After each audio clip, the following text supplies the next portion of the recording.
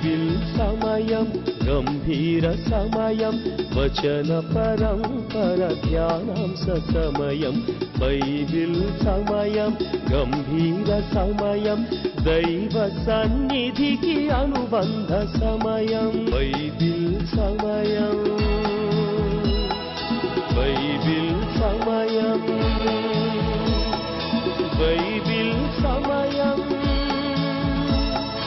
Bible సమయం.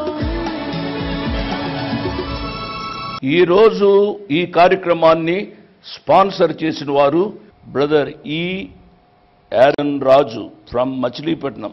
ఈరోజు కార్యక్రమాన్ని చూచి అనేకులు రక్షింపబడతారు, బాధలలో ఉన్నవారు ఆదరించబడతారు. దానికి కారణం మీరే. కాబట్టి ప్రభు మిమ్మలను నిండారుగా దీవించును కాక. పరిపాలనలో చెరలోనున్న యూదుల చరితం పారసీకుల పరిపాలనలో చెరలోనున్న యూదుల చరితం కరము చాచి రక్షించిన దైవం తరతరాలకది చిరస్మరణీయం తరతరాలకది చిరస్మరణీయం తన సౌభాగ్యముగా తన సౌందర్యముగా సమర్పణి తన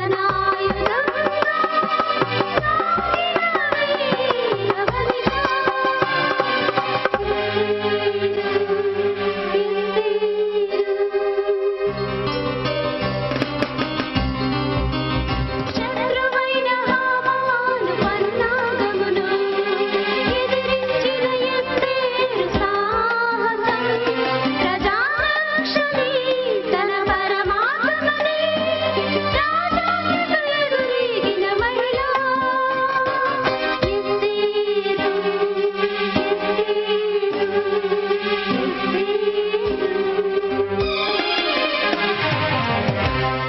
good evening. Praise the Lord. ప్రభుకు స్తోత్రం. హల్లెలూయా. వచ్చిన మీ అందరికీ నా హృదయపూర్వక వందనాలు చెల్లిస్తున్నాను.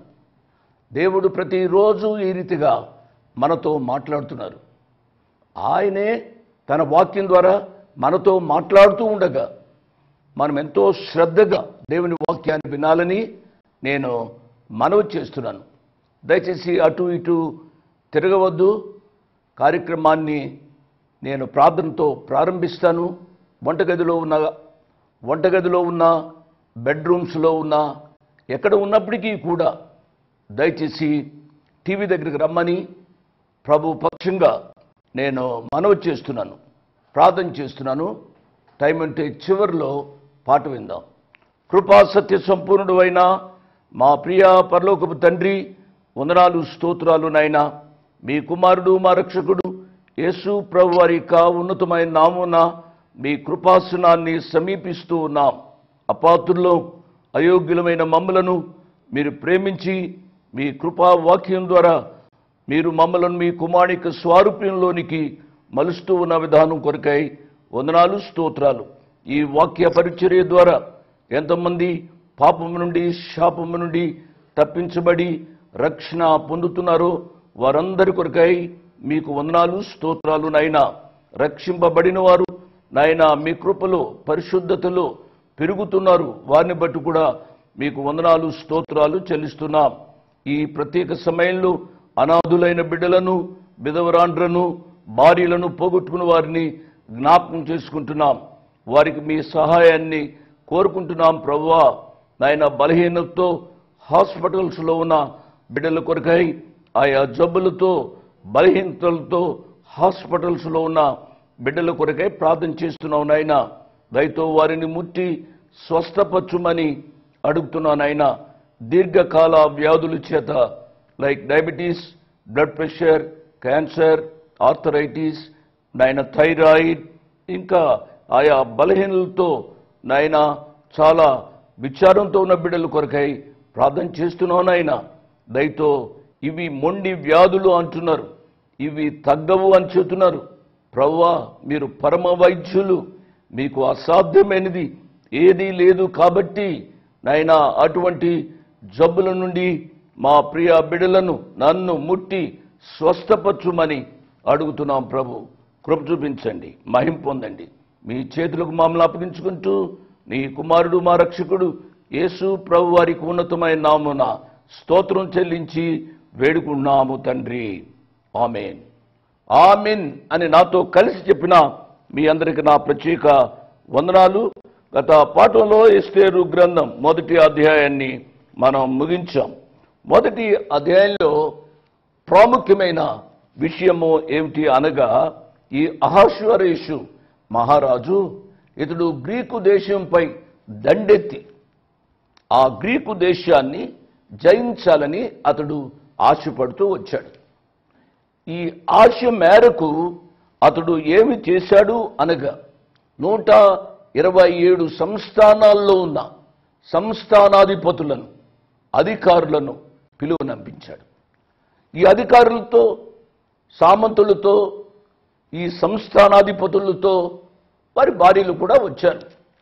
అప్పుడు వీరందరికీ ఆయన 187 దినాలు విందు చేశాడు. ఈ విందు చేసినప్పుడు ఆ రాజ్యాల యొక్క పట్ట మహిషి అనగా రాణి వష్టి, ఆమె కూడా ఆడవారికి విందు చేసింది. ఆ విందులో అనగా పురుషుల విందులో వారు చాలా త్రాగారు. త్రాగిన మైకంలో వారున్నారు రాజుతో పాటుగా. రాజు త్రాగాడు, రాజుతో పాటుగా వచ్చిన పురుషులందరూ త్రాగారు. త్రాగిన మత్తులో ఉన్నారు. త్రాగిన మత్తులో ఉండగా రాజు ఒక ఆజ్ఞ చేశాడు. ఏమిటి అనగా, తన భార్య యొక్క అందాన్ని, ఎందుకంటే ఈ వష్టి చాలా అందగత్తి, సౌందర్యవతి, ఆమె యొక్క అందాన్ని వచ్చిన ఆ పురుషులందరికీ చూపించాలని ఈ అహష్వేరోషు ఆలోచించాడు. ఆలోచించిన వెంటనే అది పుర్రె బుద్ధి. ఆ బుద్ధిలో తన భార్యను చూపించాలని ఆశపడ్డాడు. ఇది మంచి ఆలోచన కాదు, మంచి ఆశ కాదు. తన సొంత భార్యని ఇతరులకు చూపించడం ఏమిటండి? అతడు ఆశపడ్డాడు. వెంటనే ఆమెకు కొబ్బరి పెట్టాడు. కొబ్బరి పెట్టినప్పుడు వష్టి రాణి రానంది. ఆమె యొక్క క్యారెక్టర్ను మనం ప్రశంసించాలి. నేను రాను అన్న వెంటనే అతడు బాధపడి ఉండి ఉంటాడు. నేను చెప్తే ఎందుకు రాలేదు అని నేను వాటిని సంపూర్ణంగా డిస్కస్ చేశాను 1వ అధ్యాయ ధ్యానాల్లో. ఆమె రాకపోవడం ఒక ప్రక్క మంచిది, ఆమె రాకపోవడం మరిక ప్రక్క తన భర్త యొక్క ఆజ్ఞను తిరస్కరించింది, రాజు ఆజ్ఞను తిరస్కరించింది. మెట్టుకు ఆమె ఆ రీతిగా రాకపోవడం కూడా దైవ నిర్ణయము అని అనడానికి అవకాశం ఉంది. ఎందుకు అనగా, ఆ సీన్లోనికి ఎస్తేరు రావాలి. పేదరికంలో ఉన్న ఎస్తేరును దేవుడు ఒక ప్రత్యేకమైన కార్యం కొరకై ఆయన సిద్ధపరుస్తూ ఉన్నాడు. ఇప్పుడు ఎస్తేరు 2వ అధ్యాయంలో వచ్చింది.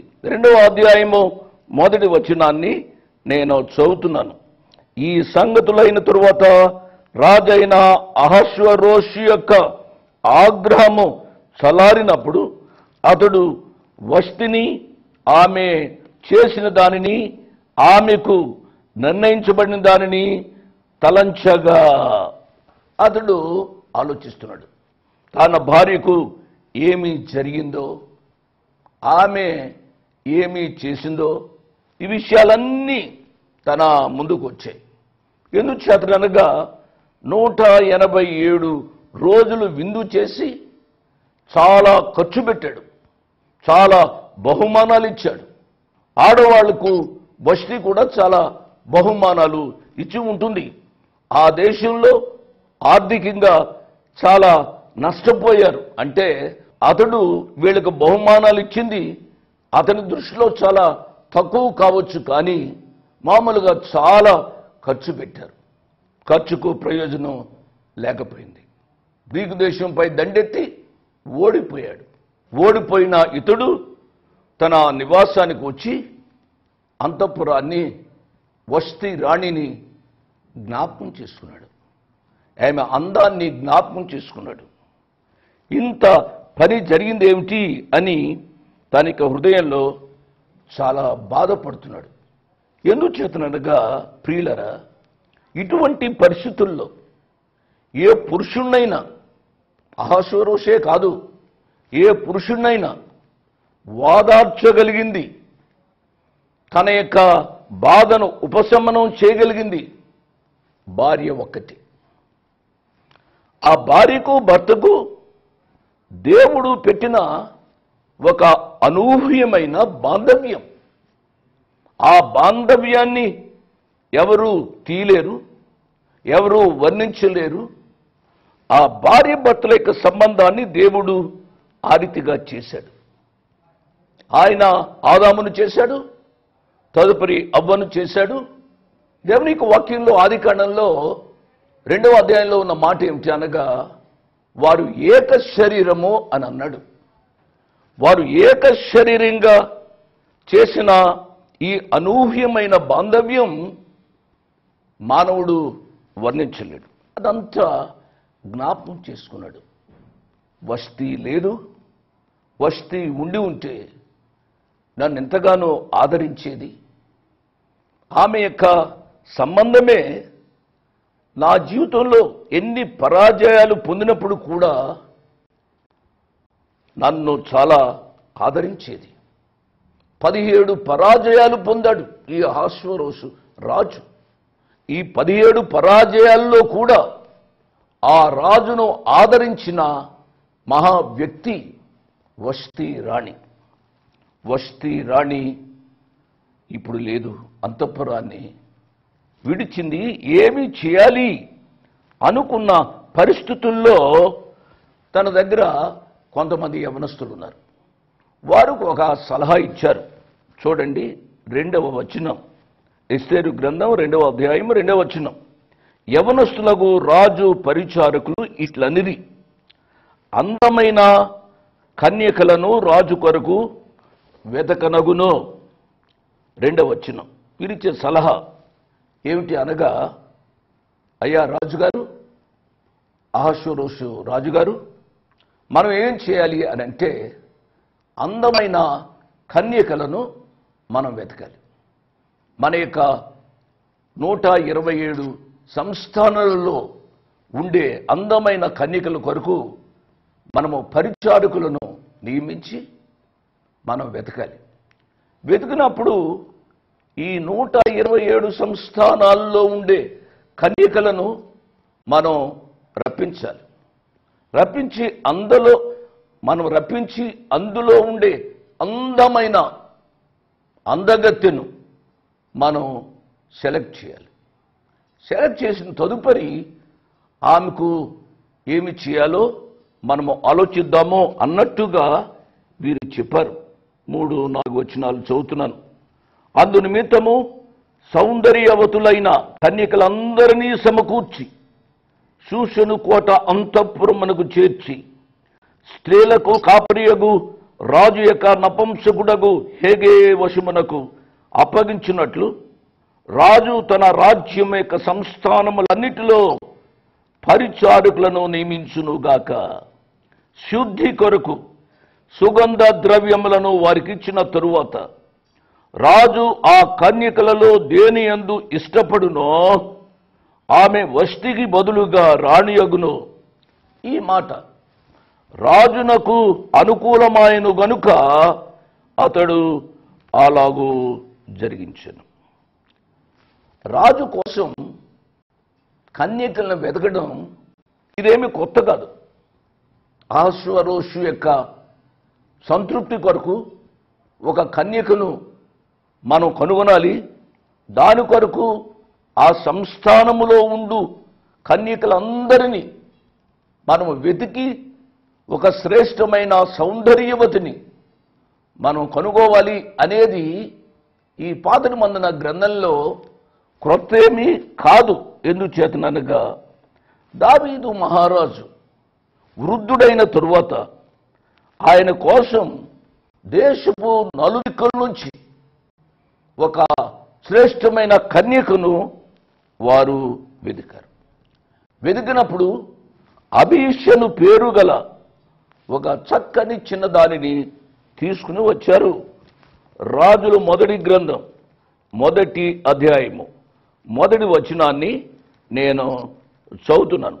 రాజైన దావీదు బహువృద్ధుడు కాగా సేవకులు అతనికి ఎన్ని బట్టలు కప్పినను అతనికి వెట్ట కలుగుగా ఉండెను.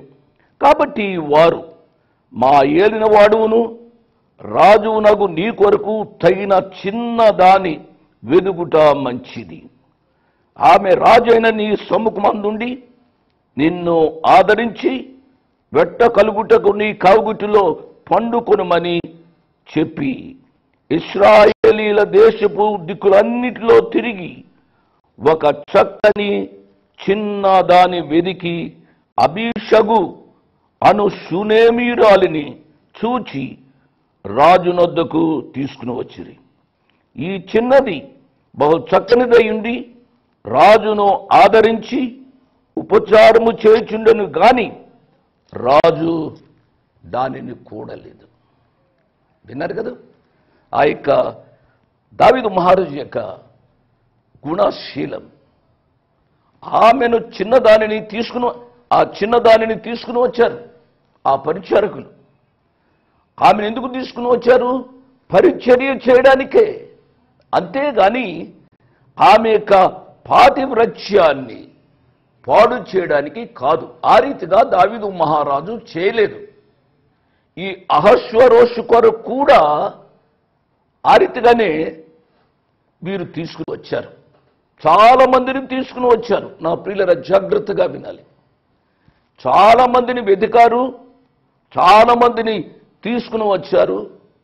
దీని యొక్క పర్యవసానం ఏమిటి అనగా, అందులో ఎస్తేరు అనే ఒక యూదుల అమ్మాయి దొరికింది. అనగా చాలా అందగత్తిగా వీరు నిర్ణయించారు. వీరు నిర్ణయిస్తే ఇప్పుడు అహశ్వరోషు మహారాజుకు ఈమె పట్టమహిషి అనగా పట్టపు రాణి అవుతుంది, అఫీషియల్ రాణి అవుతుంది. ఈయన రాజు, ఎస్తేరు రాణి అవుతుంది. అహశ్వరోషు రాజు, ఎస్తేరు రాణి అయినప్పుడు మనకొచ్చే గొప్ప ప్రశ్న ఏమిటి అనగా, ఈ అహశ్వరోషు రాజు ఈ పట్ట మహిషి అయిన ఎస్తేరును కూడాడా? ఎస్తేరుతో ఆయన ఒక దినమైన కాపురం చేశాడా అనేది గొప్ప చిక్కు ప్రశ్న. ఎందుకు అనగా అహశ్వరోషు అతడు అన్యుడు, పారసీక వంశస్థుడు, దైవ విలువలు తెలియనివాడు, దేవుని యందు భయభక్తులు లేనివాడు. అట్టి మనిషి యూదా వంశములో నుంచి వచ్చిన ఎస్తేరుతో అతడు సంసారాన్ని చేశాడా అనేది ఒక గొప్ప చిక్కు ప్రశ్న. అది జరిగితే చాలా చిక్కు కలుగుతుంది. నా ప్రియులరా, ఈ ఎస్తేరు గ్రంథములో యూదా వంశము పాడై ఉండినట్లయితే అటువంటి వంశములో నుంచి యేసు ప్రభు రావడానికి వీలు లేదు.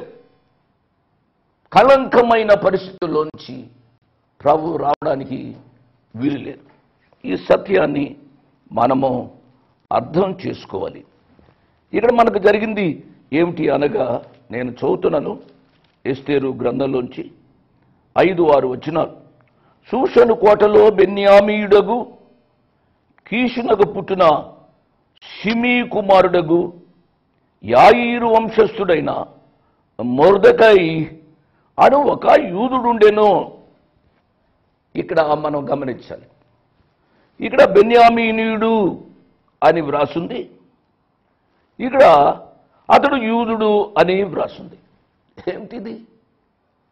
బెన్యామీనీయుడు అని రాసున్న తర్వాత మరలా యూదుడు అంటాం ఏమిటి?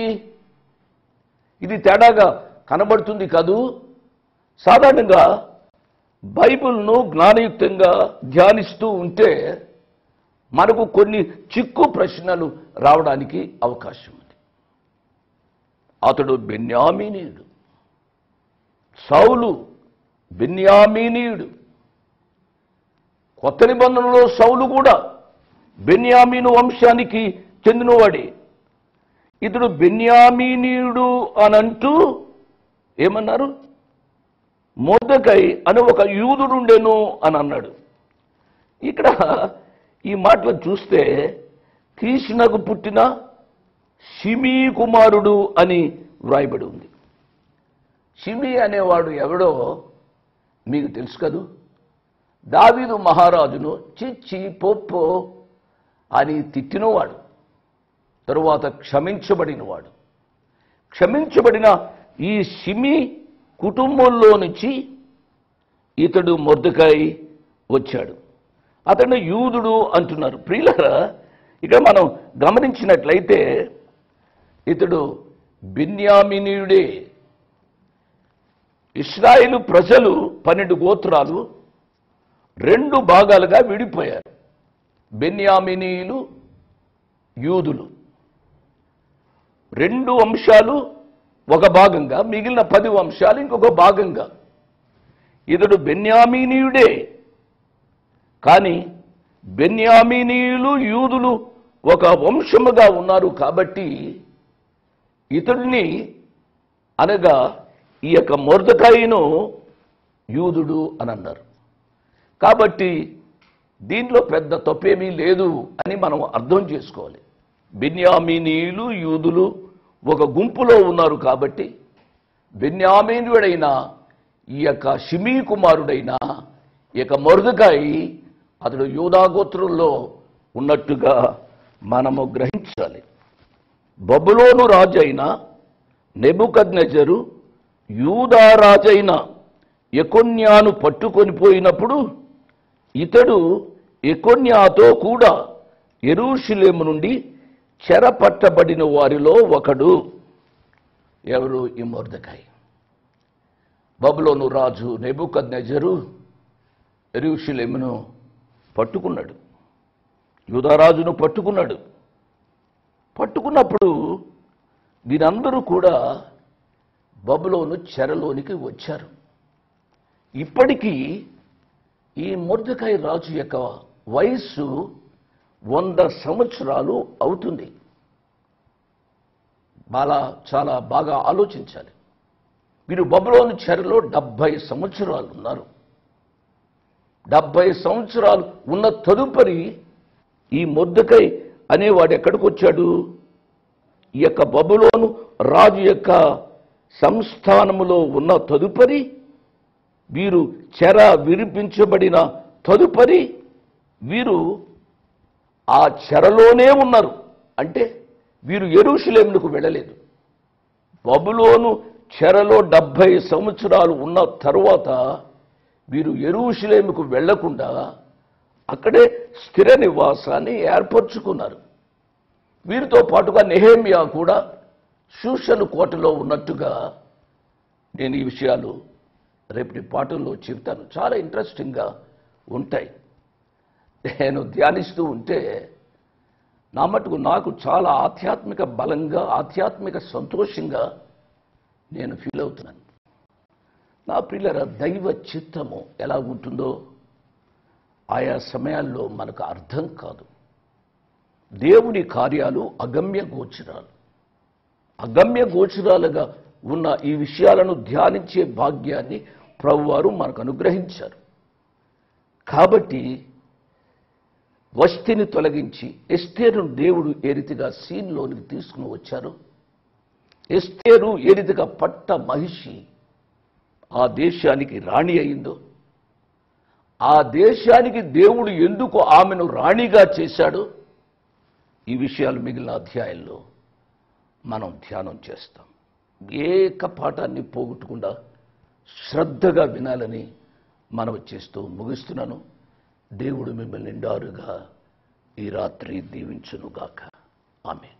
మొక్కగా ఉన్న మీరు చెట్టయ్యారు. చెట్టయ్యారు, తీగెలు వేసి బహుగాను వ్యాపించారు.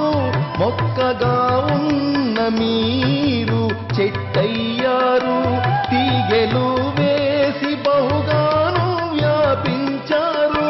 తీపి ద్రాక్షాలు కాయాలని ఎదురు చూసా, చేదు ద్రాక్షాలని మీరు కాస్తున్నారా? నా ఆశ అడియాసయే.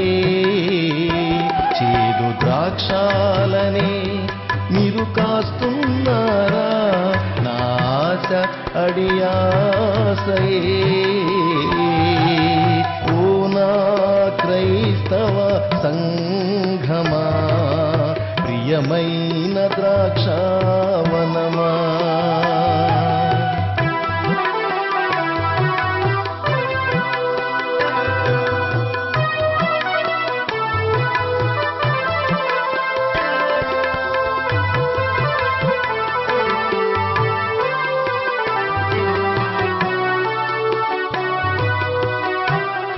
ఇంతవరకు వాక్యాన్ని విన్నందుకు మీకు నా హృదయపూర్వక వందనాలు.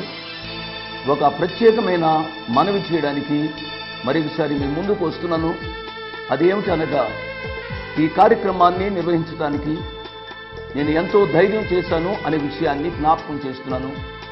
డబ్బుండి కార్యక్రమాన్ని ప్రారంభించలేదు. నన్ను రక్షించి ఇంతవరకు పిలిచిన ప్రభు ఉన్నారు అని, తదుపరి విశ్వాసులైన మీరు ఉన్నారు అనే ధైర్యంతో ఈ కార్యక్రమాన్ని కొనసాగిస్తున్నాం. కాబట్టి ఈ కార్యక్రమానికి అయ్యే ఖర్చులో కొంత భాగమైన మీరు భరించాలని మనవి చేస్తున్నాను. ఒకరోజు కార్యక్రమానికి ఎంత ఖర్చు అవుతుందో ఆ విషయాలు మీరు తెలుసుకోవాలంటే దయతో నాకు ఫోన్ చేసి కానీ, ఆఫీసుకు ఉత్తరం రాసి కానీ తెలుసుకుని సహాయపడమని ఒక తండ్రిగా, దైవదాసునిగా, అంకులుగా మీకు మనవి చేస్తున్నాను. My address 1-1-214/2, flat number 505506. 1-1-214/2, flat number 505506. Prithvi Apartments Extension, Vivek Nagar, Chikkarpalli, Hyderabad 20. దేవుడు మిమ్మల్ని నిండారుగా దీవించునుగాక. ఆమేన్.